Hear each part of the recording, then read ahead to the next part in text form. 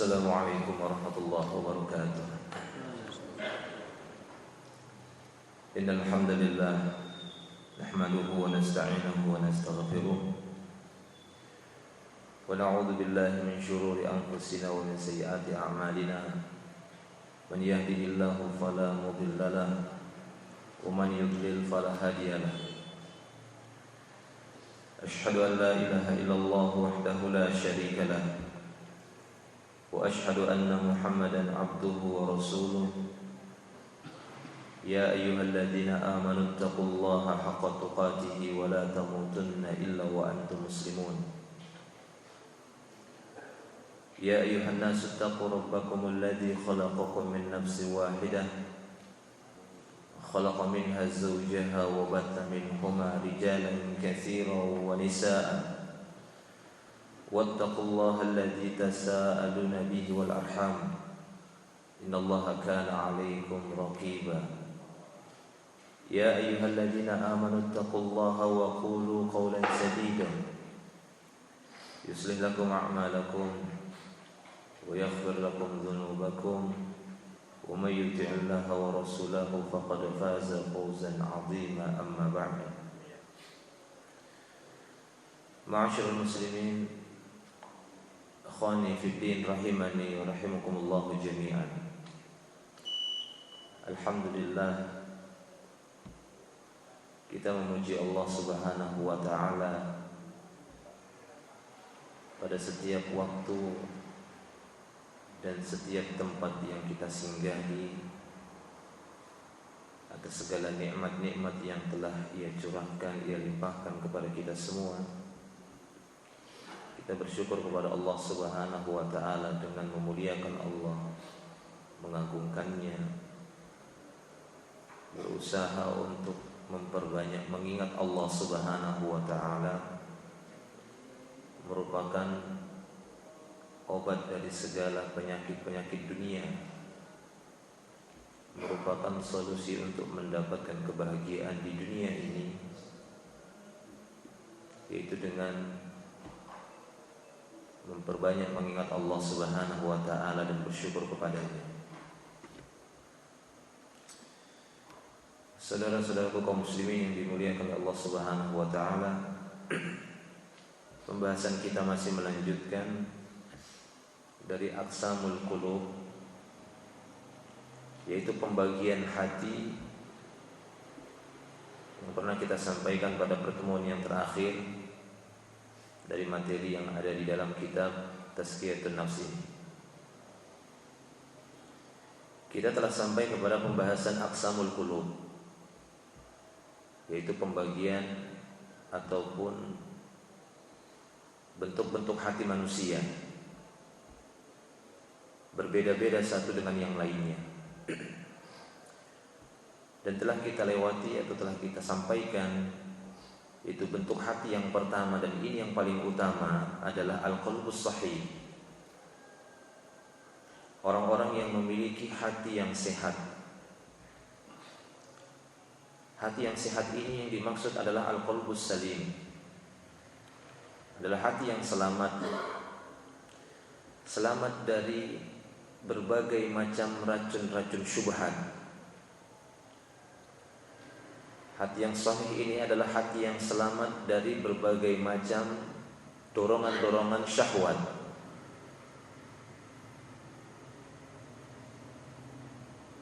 yang dengannya dia akan bertemu dengan Allah Subhanahu wa taala pada hari kiamat, di mana pada saat itu harta ataupun anak keturunan tidak akan memberikan manfaat sedikit pun kecuali orang-orang yang datang menghadap Allah Subhanahu wa taala dengan qalbun salim. Hati yang selamat dari segala macam, dari berbagai macam kerusakan-kerusakan yang bisa merusak hatinya. Jika dia beribadah, maka hatinya tersebut benar-benar beribadah kepada Allah. Jika hatinya tersebut mengambil satu hukum, maka dia akan mengambil hukum dari Allah Subhanahu wa taala dan dari utusannya, dari Allah, dari Rasulullah sallallahu alaihi wasallam. Dan apabila dia mencintai, maka benar-benar dia mencintai karena Allah. Dan hati yang salim ini jika dia menyerahkan dirinya kepada Allah Subhanahu wa taala, hatinya tersebut benar-benar bertawakal kepada Allah Subhanahu wa taala. I'timaduhu 'ala Allah. Benar-benar dia sandarkan hatinya kepada Allah Subhanahu wa taala dan tidak dalam keadaan ragu-ragu. Rasa takutnya benar-benar hanya kepada Allah Subhanahu wa taala, khaufnya, khosyahnya, rojanya yaitu harapannya benar-benar hanya berharap kepada Allah Subhanahu wa taala, dan demikian seterusnya. Dari a'malul qalbiyah, dari amalan-amalan hati, orang yang memiliki qalbun sahih ataupun qalbun salim ini akan mampu mewujudkan ubudiyah hatinya benar-benar kepada Allah Subhanahu wa taala. Ini adalah jenis hati yang pertama yang sudah kita sebutkan. Dan hati yang seperti ini benar-benar lebih mendahulukan Allah Subhanahu wa taala dan Rasulnya. Dia tidak mau mendahului Allah Subhanahu wa taala dan Rasulnya, akan tetapi Allah Subhanahu wa taala dan Rasulnya sallallahu alaihi wasallam senantiasa dia jadikan sebagai imamnya, sebagai panutannya, sebagai sesuatu yang ada di hadapannya. Baik, kemudian yang berikutnya, yang kedua kata beliau, al-qalbul mayyit. Bentuk hati manusia yang kedua adalah hati yang mati, hati yang sudah menjadi bangkai, yaitu hati yang dia jadikan jasmaninya ataupun jasadnya sebagai tempat kuburannya. Orang yang memiliki hati yang mati ini, maka walaupun jasmaninya, walaupun jasadnya itu bisa bergerak, bisa beraktivitas, akan tetapi mereka mengungkapkan hati yang mati itu adalah hati yang terkubur dalam jasadnya. Jadi tubuhnya itu hanya sebatas kuburannya, tempat menanamkan hati yang sudah mati tadi. Ibaratkan satu jasad yang sudah mati, tidak memiliki ruh sama sekali, kemudian dia diletakkan ataupun dimasukkan ke dalam tanah, dimasukkan ke dalam bumi. Walaupun bumi ini beraktivitas, akan tetapi hati itu sudah, atau jasad tersebut sudah tidak memiliki kekuatan sama sekali, mati, hancur, tidak memiliki pengaruh sama sekali. Padahal apabila hati itu baik, dia akan memberikan pengaruh. Namun berbeda dengan hati-hati yang sudah mati ini, karena dia masih berada pada jasad yang bergerak, masih ada pada ruh yang bergerak, belum terpisah antara ruh dan jasadnya. Akhirnya hati yang mati ini akan mampu merusak jasmani ataupun ruh tadi yang masih memiliki aktivitas. Maka di sini beliau menyebutkan al-qalbul mayyit wa huwa diddul qalbis salim. Lebih mudahnya memahami apakah itu al-qalbul mayyit, apakah itu hati yang sudah mati, kata beliau, yaitu lawan dari hati yang salim tadi. Lawan dari hati yang sehat. Kalau hati yang sehat sudah kita sebutkan bagaimana sifat-sifatnya. Maka adapun hati yang mati itu adalah kebalikan dari hati yang sehat tadi. Fa huwa la ya'rifu rabbahu. Hati yang mayit ini ataupun hati yang mati ini adalah hati yang tidak mengenal Rabb-nya. Itu bagaimana kalau seandainya hati itu tidak mengenal Allah Subhanahu wa taala, tidak mengenal penciptanya. Inilah hati yang mati. Fa huwa la ya'rifu rabbahu wa la ya'buduhu bi amri. Hati yang mati ini adalah hati yang tidak beribadah kepada Allah dengan perintahnya, akan tetapi dia beribadah dengan perintah selain Allah. Inilah hati yang mati. Hati yang tidak mengenal Rabb-nya. Kalaupun dia beribadah, dia tidaklah beribadah karena ada perintah Allah. Dia beribadah bukan karena adanya perintah Allah Subhanahu wa taala. Akan tetapi hatinya itu beribadah karena mengikuti perintah selain Allah Subhanahu wa taala. Sehingga apabila perintah Allah Subhanahu wa taala itu datang menghampirinya, dia tidak akan menjawabnya. Dia tidak akan menjawab seruan-seruan Allah Subhanahu wa taala. Tapi tatkala selain Allah Subhanahu wa taala yang memanggil dia, yang memberikan kenikmatan pada hawa nafsunya, maka dia akan menyambutnya dengan cepat. Inilah orang-orang yang memiliki hati yang mati tadi. Seruan-seruan Allah Subhanahu wa taala tidak akan dia jawab, tidak akan dia sambut. Ajakan-ajakan manusia sekalipun itu utusan Allah Subhanahu wa taala yang datang kepadanya, yang membawa mukjizat, yang membawa keagungan dan tanda-tanda kebesaran Allah Subhanahu wa taala, manakala hatinya sudah mati, maka dia tidak akan menjawab seruan para utusan Allah Subhanahu wa taala. Hati yang tidak mengenal Rabb, hati yang tidak beribadah, melainkan dia beribadah karena perintah selain Allah, bukan karena perintah Allah Subhanahu wa taala. Ma yuhibbuhu wa yardah. Hati yang mayit ataupun hati yang mati ini adalah hati yang tidak mencintai Allah Subhanahu wa taala sama sekali dan tidak pula meridhai Allah Subhanahu wa taala. Kalaupun dia mengatakan cinta Allah Subhanahu wa taala, maka itu hanya sebatas ucapan lisan saja. Tidak terbukti dengan perbuatannya, karena pada dasarnya hatinya tidak mencintai Allah Subhanahu wa taala. Bal huwa waqifun ma'a syahwatihi wa ladzatihi. Ini kata beliau, bahkan hati yang mayit, hati yang mati seperti ini adalah hati yang waqif ma'a syahwatihi. Itu sebuah hati yang senantiasa berdiri, bertahan di atas syahwatnya. Dia akan tetap terus berdiri dan bertahan di atas syahwatnya, tidak memperdulikan sama sekali ajakan-ajakan ataupun panggilan yang datang dari Allah Subhanahu wa taala, seruan yang datang dari Allah Subhanahu wa taala, dari utusan-utusannya yang senantiasa memanggil manusia ke jalan Allah, tidak dia hiraukan, karena senantiasa dia berada di atas syahwatnya. Ataupun benar-benar dia jadikan syahwatnya itu sebagai Tuhannya. Seperti yang disinggung oleh Allah Subhanahu wa taala dalam surah Al-Jasiyah. Allah Subhanahu wa taala berfirman, "Afara'aita man ittakhadha ilahahu hawahu wa adallahu Allahu ala ilmin wa khatama ala sam'ihi wa qalbihi wa ja'ala ala basarihi ghishawa faman yahdihi min ba'dillahi afala tadhakkarun." Allah Subhanahu wa taala berfirman di dalam surah Al-Jasiyah, "Afara'aita man ittakhadha ilahahu hawa." Pernahkah engkau melihat ya Muhammad orang-orang yang telah menjadikan hawa nafsunya sebagai ilahnya? Seharusnya la ilaha illallah, ini tidak. Ya. La ilaha illa hawahu, tidak ada ilah kecuali hawa nafsunya. Nauzubillah min dzalik. Benar-benar hawa nafsunya itu dia jadikan sebagai Tuhannya. Sampai-sampai Allah Subhanahu wa taala menggunakan kalimat seperti ini, seperti mengingkari.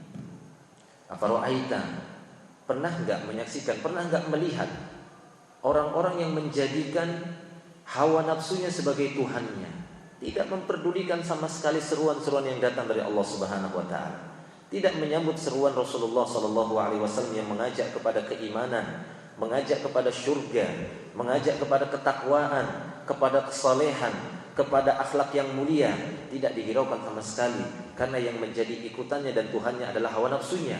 Kapanpun hawa nafsunya memanggil dia akan menyambutnya, kecuali pada panggilan nanti, yaitu pada panggilan ketika manusia dipanggil oleh Allah Subhanahu wa taala untuk bangkit semua dan berkumpul di hadapan Allah, tidak ada yang mengingkari ini, yaitu pada hari kiamat, yaitu pada teriakan dan panggilan yang terakhir setelah tiupan sangkakala. Manusia kan semua hancur dan mati, semua makhluk kecuali yang dikehendaki oleh Allah Subhanahu wa taala, dan Allah memanggil dengan sekali panggilan terbangun semua dan berkumpul di hadapan Allah Subhanahu wa taala dalam keadaan telanjang, tidak berkhitan, tidak beralas kaki. Matahari didekatkan 1 mil di atas kepala. Manusia kebingungan kesana kemari, menyegerakan ataupun meminta supaya disegerakan dihisab. Sementara pada saat itu ditahan, belum ditegakkan ataupun belum dilaksanakan hisab. Manusia berbondong-bondong mencari siapa yang akan meminta syafaat kepada Allah Subhanahu wa taala supaya hisab itu cepat ditegakkan oleh Allah Subhanahu wa taala. Yauma yunadil munadi min makanin qarib, yauma yasma'una as-sayhata bil haqq, dzalika yaumul khuruj. Ini kata Allah Subhanahu wa taala. Ingat nanti pada hari ketika seorang penyeru akan menyeru seluruh makhluknya. Yasma'una as-sayhata bil haqq. maka mereka akan benar-benar mendengar satu teriakan. Dengan sekali teriakan benar-benar mereka mendengarnya, terkejut mereka, terbangun mereka. Dzalika yaumul khuruj, itulah hari dikeluarkan manusia dari kuburnya. Adapun orang-orang munafik, orang-orang kafir dan yang semisalnya, mereka akan mengatakan, ya wailana, duhai celaka, duhai celaka. Man ba'atsana min marqadina, siapa yang telah membangunkan kita dari tempat tidur kita ini? Adapun orang-orang mukmin justru membenarkan janji Allah Subhanahu wa taala. Wa shadaqal mursalun, benarlah apa yang disampaikan para rasul dahulu. Taib khanafiddin rahimani wa rahimakumullah. Jadi itulah hati-hati yang mati. Ya, mereka tidak mencintai Allah Subhanahu wa taala, tidak meridhai Allah Subhanahu wa taala, berdiri di atas syahwatnya, menjadikan hawa nafsunya sebagai tuhannya. Maka ketika mereka menjadikan hawa nafsunya sebagai ilahnya, sebagai sesembahannya, sebagai tuhannya, maka Allah Subhanahu wa taala pun akan membalas perbuatan mereka. Wa adallahu ala ilmin, Allah pun akan menyesatkan orang tersebut karena dia telah menjadikan hawa nafsunya sebagai tuhannya. Allah sesatkan dia dengan ilmu yang dimiliki oleh Allah Subhanahu wa taala. Wa khatama ala sam'ihi wa qalbi, benar-benar Allah kunci mati pendengarannya dan hatinya walaupun dia bisa mendengar. Wa ja'ala ala basarihi ghishawah, Allah jadikan di hadapannya ataupun di pelupuk matanya itu ada penutupnya.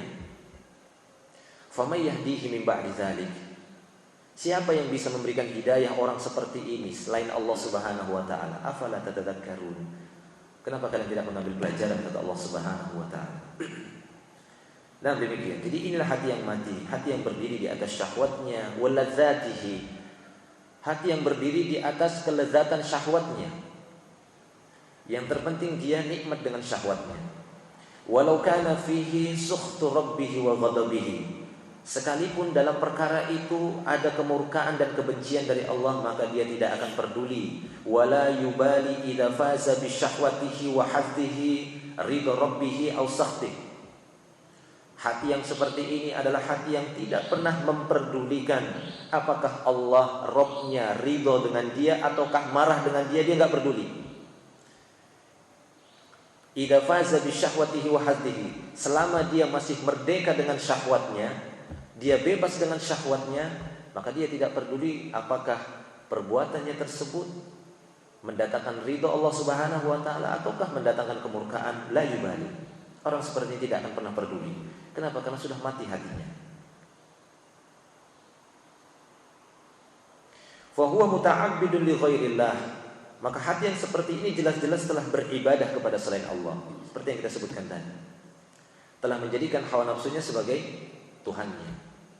Ya, fa huwa muta'abbidun li ghairillah. In ahabba ahabba li hawa, kalaupun dia mencintai, dia akan mencintai karena hawa nafsunya. Sementara jalan-jalan menuju ke pintu neraka itu dipenuhi dengan sesuatu yang diinginkan oleh hawa nafsu. Sebagaimana sabda Nabi sallallahu alaihi wasallam, "Hujibatin nar bisyahawat wa hujibatil jannah bil makarih." Maka hati-hati dengan hal ini.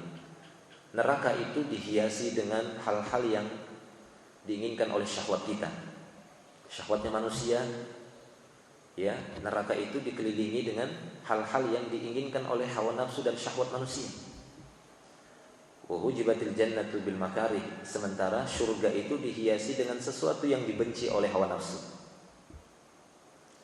Ya, sementara Allah menguji surga itu dihiasi hal-hal yang menarik manusia ke surga itu biasanya dibenci oleh hawa nafsu.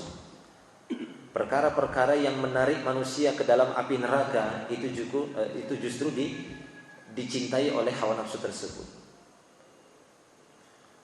Maka di sini beliau mengatakan in ahabba li hawa. Hati yang mati ini jika mencintai, dia akan mencintai karena hawa nafsunya. Wa in abghada li hawa. Kalau dia membenci, maka dia pun membenci karena hawa nafsunya. Jadi yang menjadi standar dia menentukan kebenaran itu hak ataukah batil akan dia ikuti ukuran hawa nafsunya, apa yang diperintahkan ataupun apa yang digambarkan oleh hawa nafsunya. Wa in a'ta li hawa, dan jika dia memberi maka dia pun memberi karena hawa nafsunya. Wa in mana ali hawa, dan jika dia ingin menahan maka dia pun menahan karena hawa nafsunya. Fa hawahu asirun indahu, dan hawa nafsunya itu benar-benar memberikan pengaruh pada dirinya. Jadi benar-benar hawa nafsu itu sangat memberikan pengaruh pada dirinya. Fal hawa imamuhu wa syahwatu qaiduhu wal jahlu sa'iquh wal ghaflah markabah, ya, markabuhu. Jadi beliau mengatakan bahwasanya hawa nafsu telah menjadi imamnya, syahwat telah menjadi, ya, pemimpinnya, kebodohanlah yang menyetir dia, yang menjadi supirnya, wal ghaflah markabuhu, dan kelalaianlah yang akan menjadi kendaraannya. Habis sudah kalau seperti ini. Hawa nafsu ataupun syahwatnya menjadi penunjuk jalannya, kan begitu ya, menjadi imamnya. Yang dia depankan itu hawa nafsu dan syahwatnya. Kebodohan yang akan menyetir dia, ya, yang menjadi sa'iknya, maksudnya yang akan menjadi supirnya. Ghaflah markabuhu, dan demikian juga kelalaian yang akan menjadi kendaraannya. Fa huwa bil fikri fi tahsili aghradihi dunyawiyah makhmur. Dia telah tertipu dengan fikiran yang senantiasa dia gunakan untuk meraih tujuan-tujuan dunianya. Dia tertipu. Bisakratil hawa, demikian juga dia tertipu dengan mabuk hawa nafsu. Wa hubbul ajilah makhmur, demikian juga dia telah tertipu ataupun dengan, ya, dia telah mabuk dengan cinta dunia. Wa yunada ila Allahi ila daril akhirah min makanin ba'id fala yastajibu lin nasih. Apabila dia dipanggil menuju jalan Allah, apabila dia dipanggil untuk menuju akhirat, maka dia akan dipanggil dari tempat yang sangat jauh.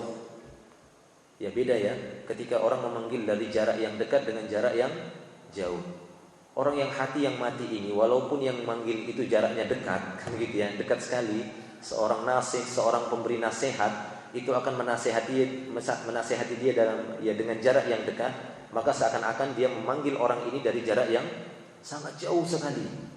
Hai fulan, ayo kita ke jalan Allah, ya, samar-samar nanti. Padahal orang yang menyeru itu dekat sekali, dekat di hadapannya, mendatangi dia, memegang tangannya, mendakwahinya, tapi hatinya sudah mati. Sebagaimana orang-orang yang didakwahi oleh Rasulullah SAW, orang-orang yang masih mendengar lisan Rasulullah mengajak mereka, tapi mereka tidak mau menyambutnya. Itu orang-orang kafir Quraisy, ataupun orang-orang yang masih ada hubungan senasab dengan Rasulullah pada saat itu, pamannya Abu Thalib ataupun yang lainnya.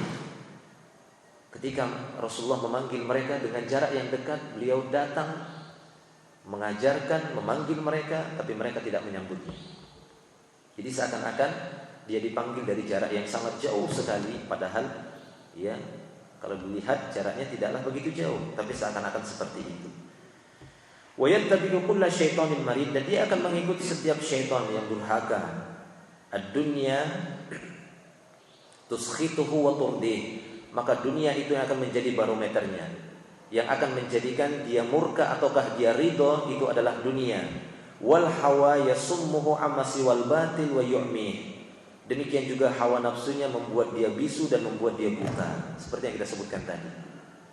Ya, hawa nafsunya membuat dia bisu, membuat dia tuli, membuat dia summuhu, membuat dia tuli, membuat dia bungkam, membuat dia buta.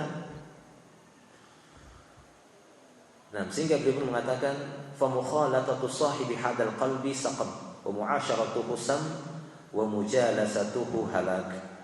Bergaul dengan orang yang memiliki hati seperti ini adalah kehancuran.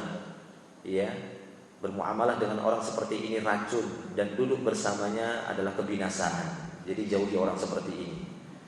Ya, jelasnya orang-orang seperti ini adalah orang-orang yang, ya, orang-orang yang tidak beriman kepada Allah Subhanahu wa taala. Orang-orang kafir, tidak pantas dijadikan sebagai sahabat, akan tetapi hanya sebatas muamalah biasa saja, sekadar kebutuhan yang mungkin bisa kita ambil manfaat-manfaat duniawiyahnya. Nah, demikian ikhwan fillah rahimani wa rahimakumullah wa iyyakum jami'an. Oleh karena itu Rasulullah SAW menyebutkan la tusahib illa mu'minan. Jangan kalian bersahabat kecuali bersama orang-orang yang telah beriman, orang-orang yang beriman meyakini Allah Subhanahu wa taala. Yang terakhir, kita selesaikan ini insyaallah. Yang terakhir ataupun bentuk hati yang ketiga kata beliau di sini adalah al-qalbul marid. Adalah hati yang sakit. Ya, hati yang sakit. Apakah yang dimaksud dengan hati yang sakit dan apa bedanya dengan bentuk hati yang kedua? Ya, hati yang mayit, qalbul mayit. Beliau mengatakan al-qalbul marid qalbun lahu hayatun wa bihi illah tamudduhu hadhihi marratan wa hadhihi ukhra. Hati yang sakit ini adalah hati yang memiliki kehidupan dari satu sisi, akan tapi hati tersebut dalam kondisi yang lain dia memiliki penyakit. Kadang kehidupan hatinya ini lebih mendominasi, memenangkan dia, tapi kadang penyakit ini lebih mengalahkannya. Nah, ini dia hati yang berpenyakit, al-qalbul marid. Seorang yang memiliki kehidupan di dalam hatinya, artinya dia memiliki hati yang sehat. Akan tetapi karena adanya penyakit-penyakit hati, sehingga dia pun menjadi hati yang berpenyakit, namun belum mati. Karena orang yang sakit belumlah dinyatakan mati. Tapi terkadang orang yang sakit berbeda-beda kadar sakitnya. Terkadang ya sakitnya tersebut menggerogoti dia sehingga dia pun harus mencapai ya level-level stadium kan gitu ya, yang sangat mengkhawatirkan, sudah kronis sekali kan gitu ya penyakit hatinya. Tapi terkadang penyakit itu tidak terlalu memberikan pengaruh, namun ada penyakit hati di dalam hatinya. Baik.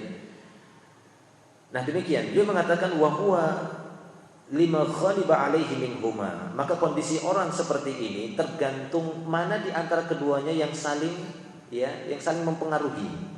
Kalau kehidupan hatinya yang lebih kuat mempengaruhi, maka hiduplah hatinya pada saat itu. Tapi kalau penyakit hatinya yang lebih mempengaruhi, maka dia pun akan menjadi hati yang berpenyakit. Fa fihi min muhabbatillah. Hati yang seperti ini adalah hati-hati yang mencintai Allah Subhanahu wa taala, wal imanu bihi, beriman kepada Allah, wal ikhlasu lahu, ikhlas juga kepada Allah Subhanahu wa taala, wa tawakkul alaihi, dan benar-benar bertawakal kepada Allah Subhanahu wa taala, wa ma huwa maddatu hayatihi, ataupun sumber-sumber kehidupan hati yang lainnya itu dia miliki. Itu dimiliki olehnya. Wa fihi, tapi dalam sisi yang lain, min mahabbati syahwat wa isariha, tapi dari sisi yang lain dia terkadang terpengaruh dengan syahwatnya, mencintai syahwatnya, ataupun terpengaruh dengan hawa nafsunya, wal hirsi ala tahsiliha, ataupun dia terkadang semangat untuk mewujudkan apa yang diinginkan oleh syahwatnya. Jadi saling tolak menolak ataupun saling tarik menarik.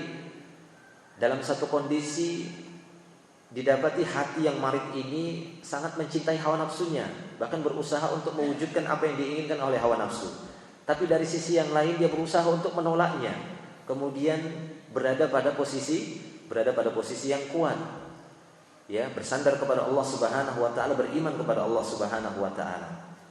Sehingga hati yang demikian, al-hasad wal kibr wal ujub, ya, kedengkian, kesombongan, bangga terhadap dirinya, ma huwa maddatu halakihi, ataupun merupakan sumber-sumber kerusakan hati, itu terkadang berpengaruh pada dirinya, ada pada dirinya. Sehingga hati yang seperti ini berada pada dua dai, ya, da'iyain. Orang yang memiliki hati seperti ini, hati yang labil ini, benar-benar kelihatan kesana kemari, dia pun mungkin merasa kebingungan karena dia berada pada dua penyeru. Da'in yad'uhu ilallahi wa rasulihi wa darul akhirah. Dia berada pada satu penyeru atau dua penyeru, yang satu penyerunya mengajak kepada Allah, Rasulnya, dan kepada hari akhirat. Wa da'in yad'uhu ilal ajilah. Sementara penyeru yang lain senantiasa memanggil dia untuk kesenangan duniawi. Ya, memanggil dia untuk duniawinya. Ajilah maksudnya kesenangan duniawi. Wa huwa innama yujibu aqrabahuma min hubaban wa adnahuma ilaihi jiwaron. Maka hati yang seperti ini akan menjawab seruan dari kedua dai ini, yang mana yang paling dekat dengannya. Kalau pada saat itu kondisi dia lebih dekat kepada penyeru yang mengajak dia kepada Allah dan Rasulnya, kepada hari akhirat, maka dia pun akan dia pun akan melaksanakan amalan-amalan kebaikan, amalan Allah Subhanahu wa taala, menjawab seruan Allah Rasulnya, ataupun dia akan melakukan amalan-amalan akhirat. Tapi apabila dia lebih dekat jaraknya kepada dai ataupun kepada pemanggil yang memanggil dia kepada syahwat, kepada dunia, maka dia pun akan kesana, akan memenuhi syahwatnya ataupun melaksanakan perkara-perkara duniawiyah ataupun yang memenuhi semangatnya untuk mencari duniawiyah saja.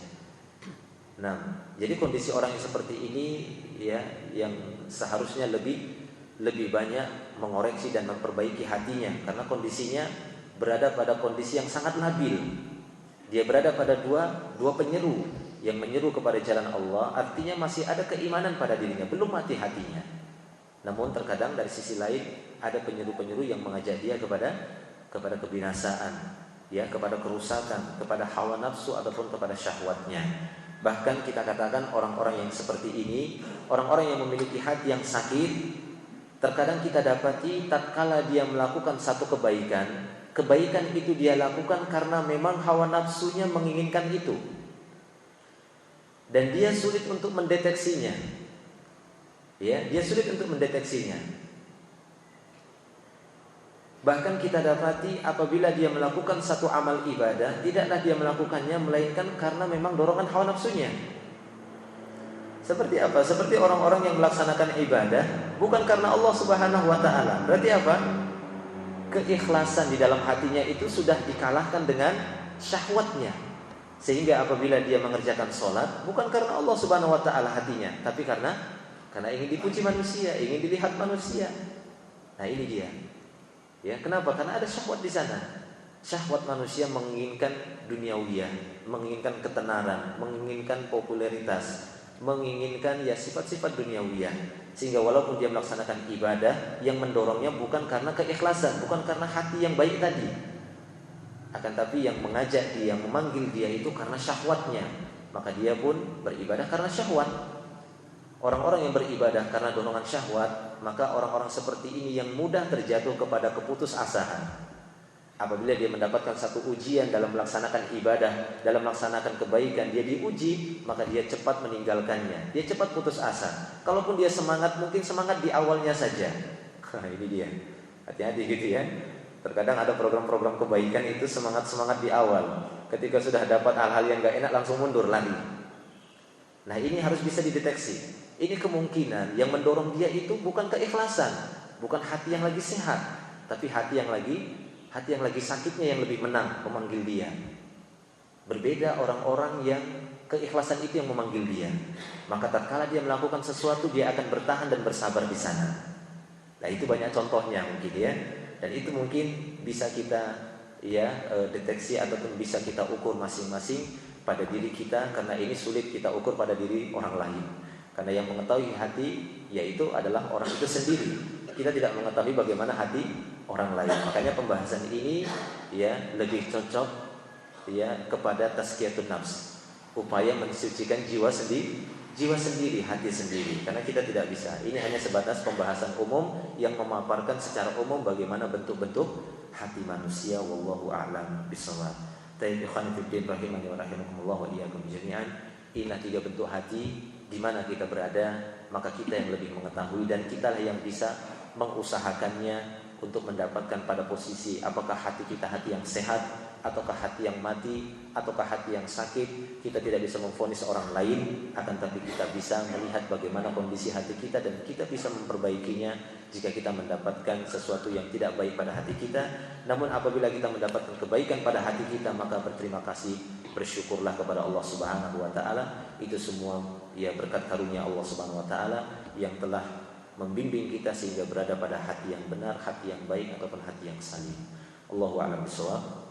Ya, semoga bisa menjadi tambahan ilmu yang bermanfaat untuk kita semua. Mungkin ada yang bertanya dalam pembahasan ini, silahkan. Kalau ya kita kasih waktu sedikit. Kalau ada yang bertanya, kalau tidak ya kita tutup. Tidak ada ya? Ya, cukup mungkin sebagai nasihat saja kan gitu ya. Ini bagi kita semua, bagi saya dan bagi antum semuanya. Mudah-mudahan Allah Subhanahu wa taala membimbing kita dan mengarahkan kita sehingga kita bisa berada pada hati yang baik insyaallah. Wallahu a'lam bishawab. Wa akhiru da'wana alhamdulillah. Subhanakallahumma bihamdika asyhadu an la ilaha illa anta astaghfiruka wa atubu ilaik. Assalamualaikum warahmatullahi wabarakatuh.